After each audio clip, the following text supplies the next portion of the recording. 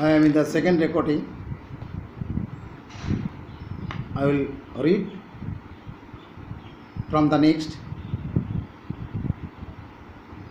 of the story. I heard a heavy step, section 1 of unit 1. The Count halted, putting down my bags and closed the door, and crossing the room, opened another door which led into a small octagonal room lit by a single lamp and seemingly without a window of any sort.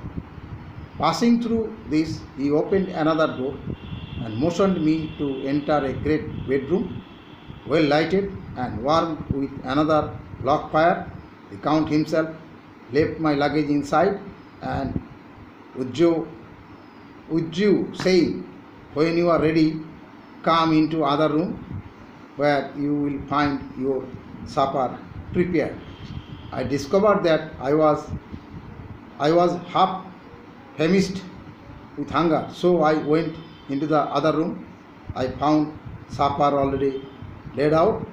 My host, who stood on one side of the great fireplace, leaning against the stone work, made a graceful wave of his hand to the table and said, "I pray you be seated and sup how you please. You will, I'll trust. Excuse me that I do not join you, but I have dined already and I do not sup." I handed to him an sealed letter which Mr. Hawkins has entrusted to me. He opened it and read it. Count himself came forward and took off the cover of a dish and fed it at once an excellent roasted chicken. During the time I was eating it, the Count asked me many questions as to my journey, and I told him all I had experienced. But this time I had finished my supper, and I had now an opportunity of observing him, and found him of a very marked physiognomy.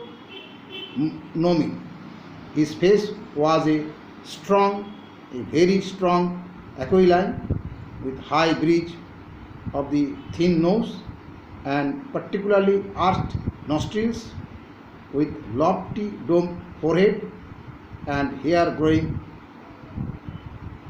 scantily round the temples, but profusely elsewhere.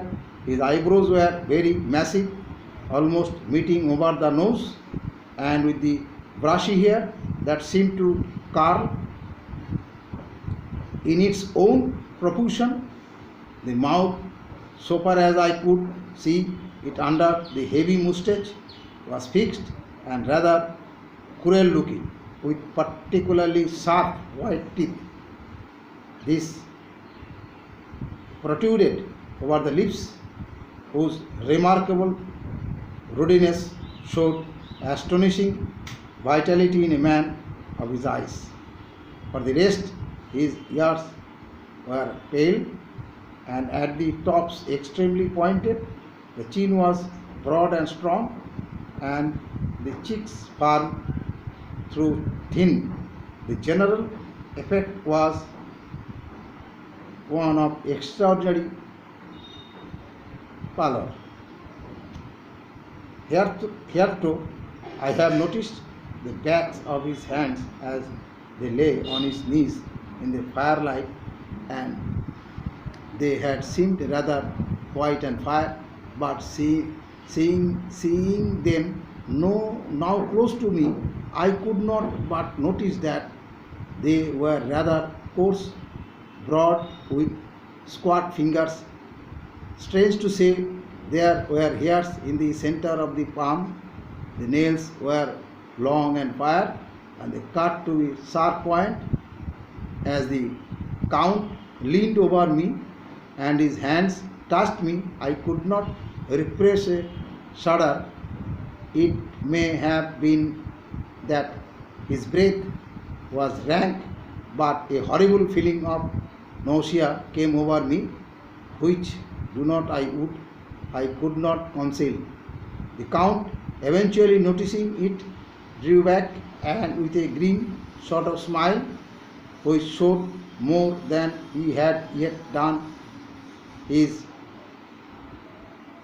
protuberant teeth,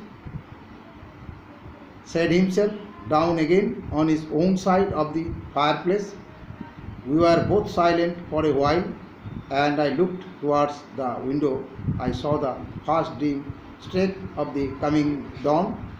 There seemed a strange stillness over everything, but as I listened, I heard as if from down below in the valley of the howling of many wolves. The Count's eye gleamed, and he said, "Listen to them, the children of the night. What music they make, seeing, I suppose, some expression in my face strange to him." He added, "Ah, sir, you dwells in the city cannot enter in this feeling of this hunter."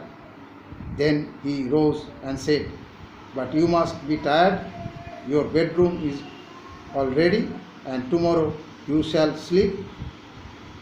And late as I will, I have to be away till the afternoon. So sleep well and dream well." This is the part of the story adapted from the Dracula. In the next lesson, I will explain the chapter, and before that I will give you the summary. I will present before you the summary of this story.